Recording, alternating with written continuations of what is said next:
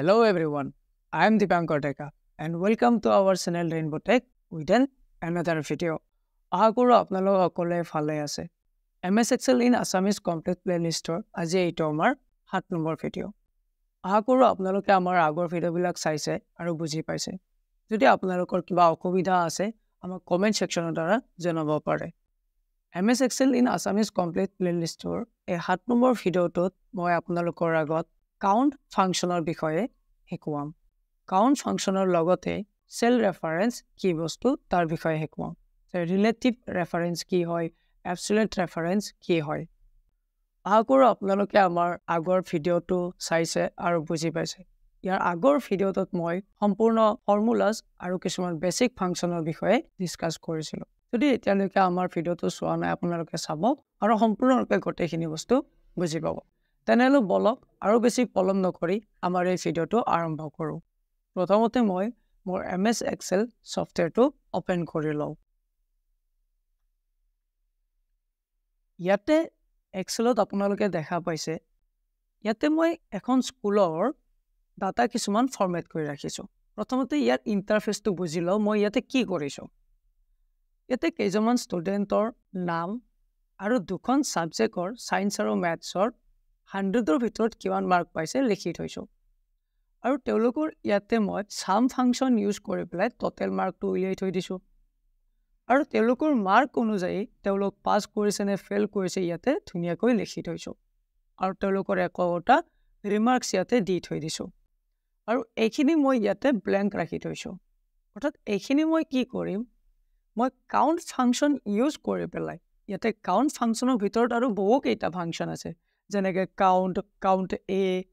Count blank, count if, count ifs এইবিলাক function use কৰি পেলাই প্ৰ্যাকটিক্যালি বুজিম কেনেকৈ আমি ৰিয়েল দুনিয়াৰ কামবিলাক কৰিব পাৰো। ইয়াতে মই দুটা বস্তু কৈ দিওঁ আপোনালোকে এই অৰেঞ্জ সেলবিলাক দেখা পাইছে অৰেঞ্জ কালাৰ কৰি থৈ দিছো। এইটো কালাৰত কি বুজাইছে যে পাৰ্টিকুলাৰ ষ্টুডেন্টে এই দিনটোত এক্সামত এবসেন্ট আছিলে। আৰু আপোনালোকে এই গ্ৰীন সেলটো দেখা পাইছে ইয়াতে যে মই এনে লিখি থৈ দিছো অৰ্থাৎ নট এভেইলেবল। এইটোই কি বুজাইছে যে সেই ষ্টুডেন্টজনে এক্সাম দিছে কিন্তু কি হৈছে কপিটো বিচাৰি পোৱা নাই। এতিয়া আমি এই ডাটাখিনি লৈ পেলাই মই ইয়াতে মই কি কৰিব বিচাৰিছো প্ৰথমতে যে টোটাল কিমানখন সাবজেক্টত এপিয়াৰিং হৈছে ষ্টুডেন্ট বিলাকে অৰ্থাৎ টোটাল সাবজেক্ট কাউন্ট কৰিব বিচাৰিছো। তাৰ কাৰণে কি কৰিম মই ইয়াতে কাউন্ট ফাংশন ইউজ কৰিম। চাই লওঁ কাউন্ট ফাংশনটোই কেনেদৰে হেল্প কৰে। ইকুৱেল লিখিম আৰু ইয়াতে লিখিম মই কাউন্ট যে মই কি কৰিব বিচাৰিছো যে মই কাউন্ট কৰিব বিচাৰিছো যে D39ৰ পৰা E39 লৈকে মই ইয়াতে অকল দুখন সাবজেক্ট লৈছো। আমি গমেই পাম কিমানখন সাবজেক্টৰ এক্সাম দিছে যে এইখিনি ভিতৰত মই কাউন্ট কৰিব বিচাৰিছো। যেতিয়া মই কাউন্ট ফাংশনটো লিখি পেলাই এন্টাৰ প্ৰেছ কৰিম আমি গম পাম যে এই ষ্টুডেন্টজনে কিমানখন সাবজেক্টৰ এক্সাম দিছে দুখন সাবজেক্টৰ। তাৰ পিছত মই এইখিনি কি কৰিম অটো ফিল কৰি দিম আৰু ইয়াৰ পৰা গম পাই যাম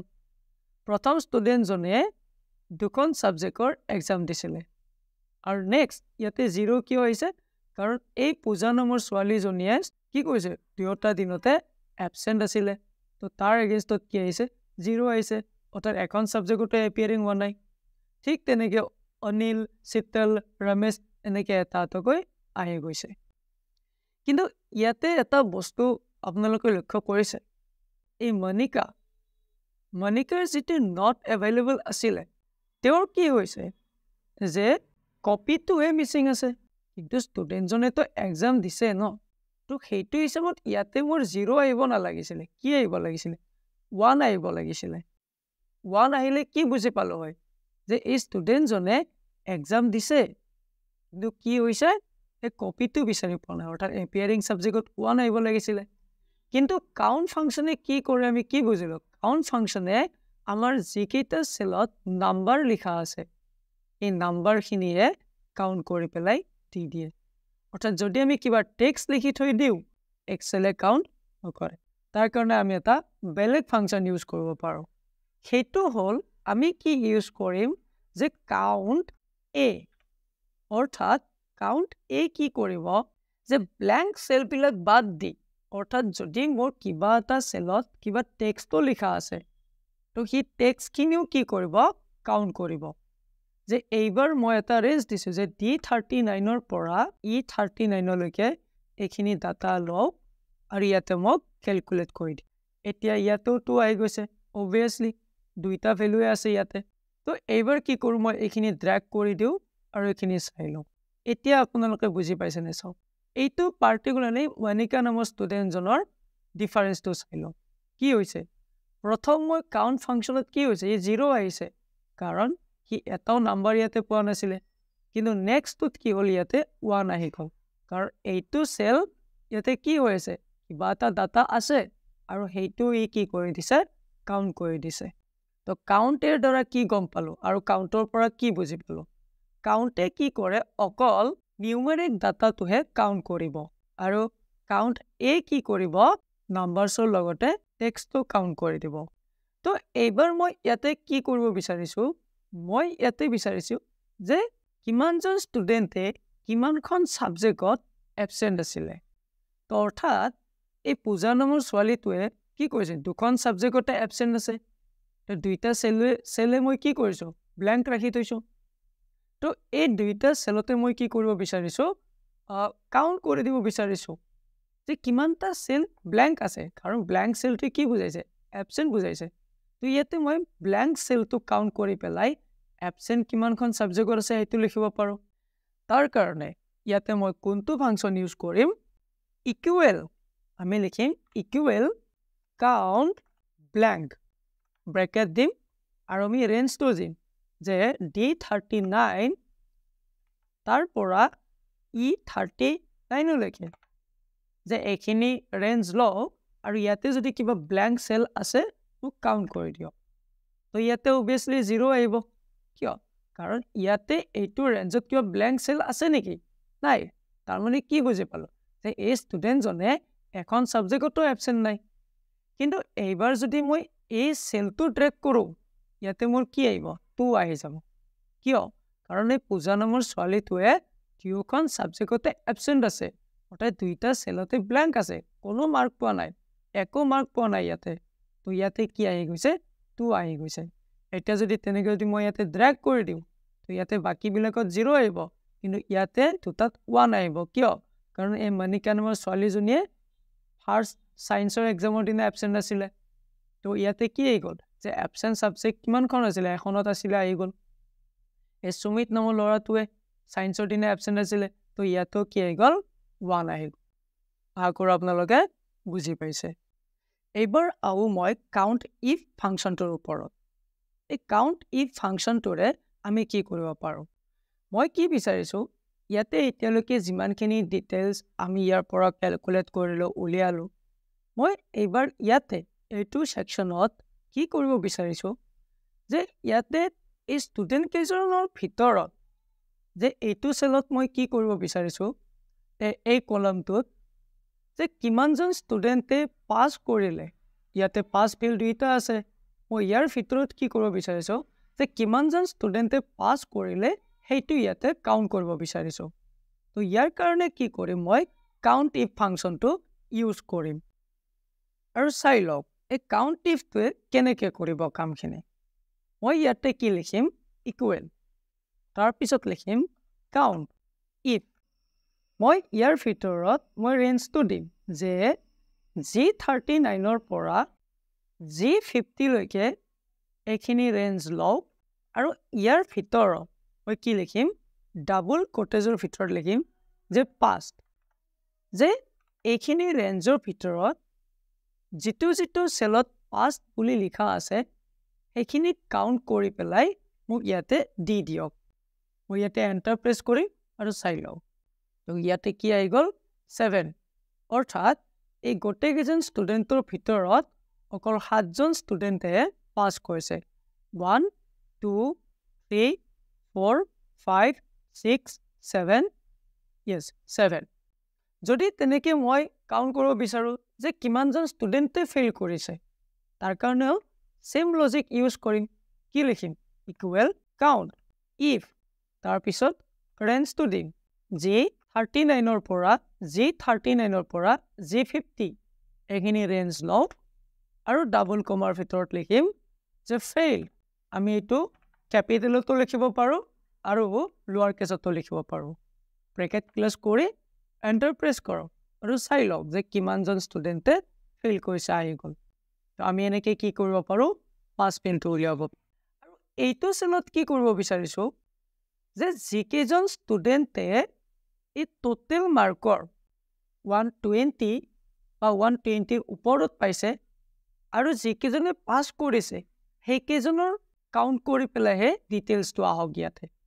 যে ইয়াতে মই অকল কি কৰিছো যে যিমান ষ্টুডেন্টে পাস কৰিছে সেইখিনি ডিটেইলছ ইয়াতে উলাইছিল আৰু ইয়াতে বিচাৰিছো কি যে পাস কৰাটোতো উলিয়ামে তাৰ লগতে কি কৰিব বিচাৰিছো যে 120 প্লাস জনে পাইছে অৰ্থাৎ 120 নম্বৰৰ ওপৰত জনে পাইছে সেইখিনি মই ইয়াতে উলিয়াব বিচাৰিছো ইয়াৰ কাৰণে আমি count ifs function to use কৰিম অৰ্থাৎ ইয়াতে আমি কি কৰিছিলো আমি যদি এই ফৰ্মুলা বাৰটো চাইলো আমি ইয়াতে অকল এটা লজিক ইউজ কৰিছো আমি ইয়াতে মাল্টিপল লজিক ইউজ কৰিব নোৱাৰো কিন্তু যদি মই মাল্টিপল লজিক ইউজ কৰিব বিচাৰো যে যিকেজন ষ্টুডেন্টে 120 ৰ ওপৰত পাইছে আৰু পাস কৰিছে সেই কেজনে কাউন্ট কৰি পেলাই ইয়াতে আহি যাও আমি কি লিখিম equal count ifs equal count ifs তাৰ পিছত ব্ৰেকেট দিম কি বিচাৰিছো মই যে প্ৰথমতে মোৰ এইটো ৰেঞ্জৰ পৰা এইটো ৰেঞ্জলৈকে লও তাৰ পিছত ইয়াতে এনেকে মই কমাৰ ভিতৰত লিখিম যে যিকেজন ষ্টুডেন্টে 120 ৰ ওপৰত পাইছে আৰু কমা আৰু যত পাস লিখা আছে অৰ্থাৎ এইটো ৰেঞ্জৰ পৰা এইটো ৰেঞ্জলৈকে লও যে প্ৰথম ইয়াতে এইটো ৰেঞ্জৰ পৰা যত 120 প্লাস আছে অৰ্থাৎ গ্ৰেটাৰ দেন 120 লিখা আছে আৰু এইটো ৰেঞ্জত ইয়াতে লিখিম যে কমা দি পেলাই লিখিম যত পাস লিখা আছে সেই কেইটা মোক কাউন্ট কৰি পেলাই দিব লাগে তো এতিয়া যদি মই এন্টাৰ প্ৰেছ কৰো চাই লম অকল 5 আহি গৈছে যদি মই ইয়াতে আহি পেলাই কি লিখো ইকুৱেল কাউন্ট ইফ আৰু ইয়াতে যদি মই এই ৰেঞ্জটো দি দিও অকল যদি পাছৰ ৰেঞ্জটো দি দিও জি 50 লৈকে ইয়াতে কি কৰিছিলে ইয়াতে 7 আহি গৈছে অৰ্থাৎ ইয়াতে অকল পাস মই অকল পাসটো কাউন্ট কৰিছো যে কিমানটা পাস ইয়াতে লিখা আছে গতিকে 7 কিন্তু ইয়াতে মই আৰু কি কৰিছো যে এনে পাস কৰা নহয় যিকেইটা 120 ওপৰত পাইছে সেইকেইটাহে ইয়াতে কাউন্ট কৰি দিম অৰ্থাৎ এনে টোটাল 7 জনে পাস কৰিছে কিন্তু 120 ওপৰত অৰ্থাৎ ভাল নম্বৰ পাই পেলাই কোনে পাস কৰিছে 5 জনে পাস কৰিছে এনেকে 1 2 3 4 5 এই 5 জন ষ্টুডেন্টে ভালদৰে পাস কৰিছে এতিয়া লাষ্ট মই দুটা বস্তু আপোনালোকক বুজাব লগা আছে এটা হৈছে ৰিলেটিভ ৰেফাৰেন্স আৰু আন এটা হৈছে এবসলিউট ৰেফাৰেন্স এই ৰিলেটিভ ৰেফাৰেন্স কি বস্তু আৰু কেনেকে আমাক হেল্প কৰি থাকে হেতু চাই লওঁ মই প্ৰথমতে এই টোটাল সেকশনটো যে লিখা আছে ইয়াতে কি কৰিছো মই এই টোটাল সেকশনৰ এই পাঁচটা ভ্যালু ইয়াৰ পৰা ডিলিট কৰি দিছো আমি জানো যদি মই ইয়াতে টোটাল উলিয়াব লাগে আমি কেনেকে উলিয়াব পাৰো যে মই ইকুৱেল দিম যে কিমানজন ষ্টুডেন্টে যদি নৰমাল ফৰ্মুলাত চাও মই কিমানজন ষ্টুডেন্টে কিমান নম্বৰ পাইছে এইজন ষ্টুডেন্টে 56 প্লাস 56 পাইছে এন্টাৰ প্ৰেছ কৰিছো এনেকুৱা আনসাৰ আহি যাব কিন্তু এইটো যদি মই এটা ড্ৰাগ কৰো ই কি কৰিব মোক ইয়াতো 112 দি দিব সো নেকি ষ্টুডেন্ট জনে এক্সামে দিয়া নাই কিয় এইটো হৈছে ইয়াতে ফৰ্মুলা বাৰডাল চাই লওক এবাৰ কাৰণ এইটো সেলত অৰ্থাৎ F39 ত কি হৈছে 56 plus 56 ঠিকে আছে কিন্তু যদি মই F40 ত ক্লিক কৰো তো ইও কি লৈছে যে 56 plus 56 এ লৈ লৈছে তো নেকি ইয়াতে 56 গুণ একো নম্বৰ নাই তো তেনেকুৱা ক্ষেত্ৰত আমি কি কৰো এতিয়ালৈকে আমি কৰি আহিছো আমি এনেকুৱা ক্ষেত্ৰত আমি ইয়াতে আহি পেলাই আমি সেলৰ ভ্যালুটো নিদি পেলাই সেলৰ ডাইৰেক্ট এড্ৰেছটো দি দিম যে এইটো সেলৰ এড্ৰেছটো লগতে আমি কোনটো এড কৰিব বিচাৰো হেইটো দি দিম তেতিয়া ই কি কৰে মই যদি এই ফৰ্মুলা বাৰটো চাই ল সি এই D39 আৰু E39ৰ জাগাত 56 + 56 কৰি পেলাই ৰিজাল্টটো প্লাছ কৰি দিম আৰু এতিয়া যদি মই এইটো ড্ৰেগ কৰি দিওঁ ইয়াতে ৰিজাল্ট কি আহিব 0 which is correct কাৰণ এইটো ড্ৰেগ কৰোতে কি হ'ল যে ইয়াতে D39 + D39 কিন্তু ইয়াতে ক্লিক কৰাৰ লগে লগে এইটো কি হৈ গ'ল যে এইটো D40 + E40 হৈ গ'ল এইটো অটোমেটিক কি হৈ গ'ল চেঞ্জ হৈ গ'ল আৰু আমি আৰু এবাৰ ফৰ্মুলা বহুৱাৰ প্ৰয়োজন নাই তো এনেকুৱা ধৰণৰ ৰেফাৰেন্সক আমি কি বুলি কওঁ ৰিলেটিভ ৰেফাৰেন্স বুলি কওঁ এতিয়া যদি মই এইখিনি ড্ৰেগ কৰোঁ এইটো এনেকৈ আহিব এইখিনি ড্ৰেগ কৰোঁ এইটো এনেকৈ আহি যাব আৰু এইখিনিতো যদি ড্ৰেগ কৰোঁ এইটো এনেকৈ এটা এটাকৈ গোটেইখিনি আহি যাব আশা কৰোঁ এতিয়ালৈকে বুজি পাইছে এইবাৰ মই এবছলিউট ৰেফাৰেন্স কি বস্তু সেইটো ডিছকাছ কৰোঁ মই ইয়াতে কি বিচাৰিছোঁ যে এখন স্কুলত একেজন ষ্টুডেণ্টে যিমান টোটেল মাৰ্ক পাইছে আৰু টোটেল মাৰ্কৰ ইয়াতে 10 মাৰ্ককৈ ইনক্ৰিজ কৰি দিব বিচাৰিছোঁ অৰ্থাৎ 10 মাৰ্ক প্ৰত্যেকজন ষ্টুডেণ্টক বোনাছ হিচাপে দিব বিচাৰিছোঁ ইয়াতে মই লিখি থৈ দিছোঁ তো তাৰ কাৰণে যদি মই নৰ্মেল ৱেত যাওঁ অৰ্থাৎ ৰিলেটিভ ৰেফাৰেন্সৰ হিচাপত যাওঁ কি হ'ব যদি মই ইয়াতে ইকুৱেল লিখোঁ তাৰপিছত ইয়াতে আহি পেলাই টোটেল কিমান পাইছে সেইটো দিওঁ আৰু ইয়াতে যদি মই +10 লিখি দিওঁ নো ডাউট এনেকৈ মোৰ এনচাৰ আহি যাব 112ৰ লগত 10 প্লাছ কৰিলে ইমান হ'ব তাৰপিছত মই ড্ৰেগ কৰি দিলে ইয়াৰ ৰিজাল্টটো একুৰেটলি 10 ইনক্ৰিজ কৰি পেলাই প্ৰত্যেকটাৰে ক্ষেত্ৰত দি দিব কিন্তু এতিয়া চাই লওঁ যদি মই কওঁ যে প্ৰত্যেকজন ষ্টুডেণ্টৰে 10 নহয় 20কৈ ইনক্ৰিজ কৰিব লাগে আৰু ইয়াতে আহি পেলাই যদি মই ইয়াতে 20 লিখি দিওঁ কিবা জানো ইয়াতে ইম্পেক্ট হৈছে এইটোতো তেনেকৈয়ে আছে অৰ্থাৎ যদি মই ইয়াতে 10ৰ জাগাত 20 বুলি ইনক্ৰিজ কৰিব লাগে তো এতিয়া আকৌ কি কৰিব লাগিব আগৰ নিয়মতে কি কৰিব লাগিব এতিয়া যদি মই ৰিলেটিভ ৰেফাৰেন্সৰ নিয়মত যাওঁ তো এইবাৰে আগৰ দৰে ইয়াতে ইকুৱেল দি পেলাই যে টোটেল মাৰ্ক কিমান আছিলে এইবাৰ মই কিমান ইনক্ৰিজ কৰিব বিচাৰিছোঁ অৰ্থাৎ মই ইনিচিয়েল ষ্টেজৰ পৰা আহিব লগা হৈছে তাৰপিছত মই এইখিনি আকৌ ড্ৰেগ কৰিম অটোফিল কৰিম তো এনেকৈ এটা এটাকৈ কৰি যাম আৰু এইটোৰ কি হ'ব বহুত টাইম কনজিউমিং হ'ব তো এইটোৰ সলিউশ্যন কি আছে আমি ইয়াৰ ক্ষেত্ৰত এবছলিউট ৰেফাৰেন্স দিব বিচাৰোঁ দিব পাৰোঁ এবছলিউট ৰেফাৰেন্সে আমাৰ যিকোনো চেলৰ এড্ৰেছ এটা ফিক্স কৰি ৰাখি থৈ দিয়ে মই ইয়াতে কি কৈছোঁ মই এইটো চেলত H52ত 10 মাৰ্ক এটা ইনক্ৰিজ কৰিব বিচাৰোঁ বুলি লিখি থৈছোঁ এতিয়া মই ইয়াতে আহিছোঁ মই ইয়াতে ইকুৱেল দিছোঁ যে টোটেল মাৰ্কৰ লগত মই কি কৰিব বিচাৰিছোঁ যে মই এইটো 52টো H52 অৰ্থাৎ H52 এইটো দিব বিচাৰিছোঁ কিন্তু এনেকৈ দিয়াৰ সলনি মই কি কৰি ল'ম মই ইয়াতে H52টো ডলাৰ চাইনৰ দ্বাৰা লিখি ল'ম যে $H$52 এনেকৈ লিখি ল'ম এই ডলাৰ চিম্বলটো কি বুজাব যে এই H52টো কনষ্টেণ্ট থাকিব এইটোৰ ভেলু কেতিয়াও চেঞ্জ হৈ নাযায় এটা এণ্টাৰ প্ৰেছ কৰিছোঁ এতিয়া মই কি কৰিছোঁ ইয়াৰ পৰা এনেকৈ ড্ৰেগ কৰি দিছোঁ মই যদি ইয়াত 120টোত ক্লিক কৰি পেলাই এতিয়া ফৰ্মুলাটো চাই লওঁ ফৰ্মুলা বাৰত ইয়াত F39 আৰু ইয়াতে $H52 এনেকৈ লিখা গৈছে